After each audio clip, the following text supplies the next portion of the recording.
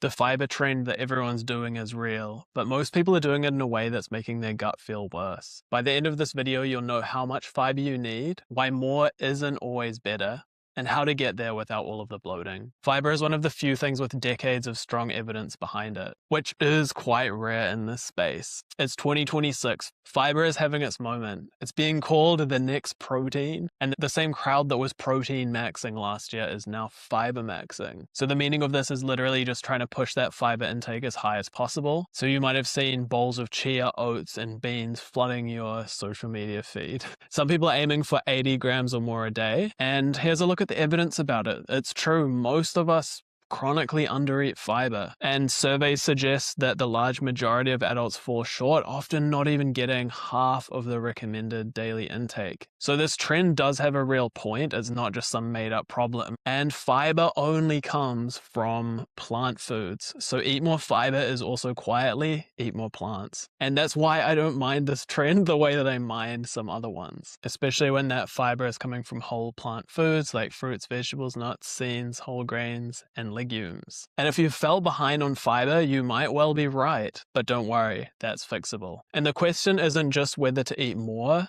it's how much. And this trend gets the direction right, but where it goes wrong is the actual numbers. So let's talk about what fiber actually does in your body, because that's where the real benefit is. Fiber isn't one thing doing one job. Most people just think fiber is good for your regularity and leave it at that. But the truth is it's doing a lot more than that in our bodies. There was a big review published in The Lancet in 2019, pulling together huge amounts of data around 135 million person years. And a higher fiber intake was linked to roughly 15 to 30% lower risk of dying from heart disease and other causes, and also lower rates of type 2 diabetes, stroke, and bowel cancer. But this was observational evidence. But in practice, and looking across the body of evidence as a whole, this is one of the most consistent findings in nutrition science. And that's interesting, but how does it work? Fiber feeds our beneficial gut bacteria that ferment it into amazing compounds like short-chain fatty acids that help to calm inflammation in our body. It also slows down how fast sugar enters our bloodstream,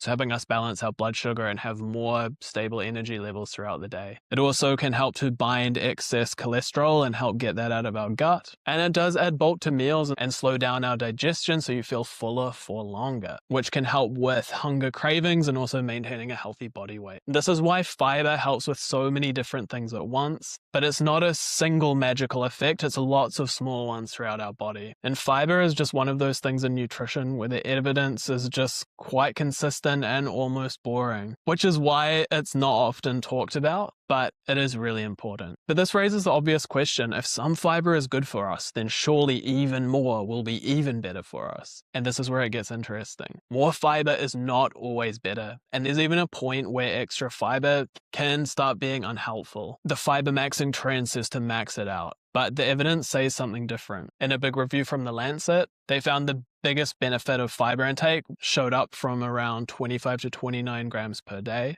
and the general target sits around 25 to 38 grams, depending on who you are. And a 2025 analysis found that above about 26 grams of fiber a day, the benefits start to plateau off, and at very high intakes, there's even hints that could be working against you. Again, this is observational data, so it's not concrete proof, but speaking from personal experience, sometimes if you have a couple of cans of beans, can lead to a lot of bloating and gas. Some of the reasons why this might be as well is that very high fiber intakes can bind to minerals like iron, zinc, and calcium and reduce how much we absorb. And our gut bacteria also need time to break this fiber down, so giving them just a huge load of fiber can sometimes be too much. And that is when we get those moments of bloating, gas, poor digestion. So you don't need to hit some heroic fiber number. Just getting from 10 grams a day to 30 grams a day genuinely makes a difference. But pushing from 40 grams a day to 80, 100 grams a day probably doesn't. And it might even be working against you. The goal was never to max it out and redline that fiber intake. It was just to get to an adequate number. And this is exactly why so many people jumping on this trend start to feel so bloated and uncomfortable. Let's talk about that. If you've upped your fiber intake and you are feeling bloated and gassy, you haven't done anything wrong per se. You might have just done it too quickly. This is the single most common thing I hear when people try this trend, and also in my clients that come to me who have upped their fiber intake and are struggling. And it puts a lot of people off fiber entirely, which is a shame.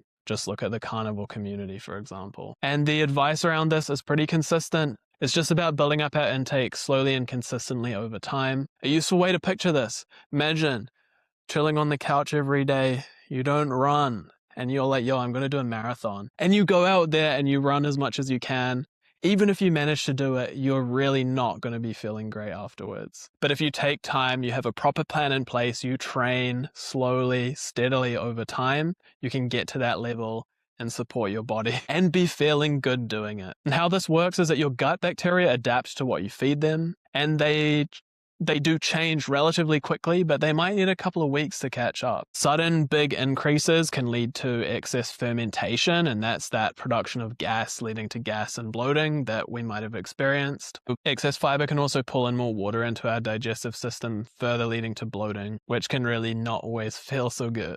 So focus on going low and slow, slowly adding in more fiber rather than dumping it all in at once. Give your gut that time to adapt like you are training. You're not going to go straight into the gym and try and bench 100 kilograms. Drink more water as you go as well. And if you do have gut symptoms like IBS, FODMAP sensitivities as well, some high fiber foods can flare up symptoms, and if you are experiencing this, it is really worth working with a nutritionist, dietitian, gastroenterologist that's trained in this that can help support you. And so bloating from a fiber jump isn't a sign that fiber is bad for you. It's just a sign that you might have gone too fast. And so if maxing out isn't the goal, what does doing this properly actually look like? Let me show you. Here's how to get the benefits of fiber without wrecking your gut in the process. You don't necessarily need powders, supplements, or spreadsheets. A food-first approach is really good here. Whole foods bring in the fiber, but also all of the other interesting nutrients around that. And start from where you are. Try add some more fiber-rich foods to a meal you already enjoy.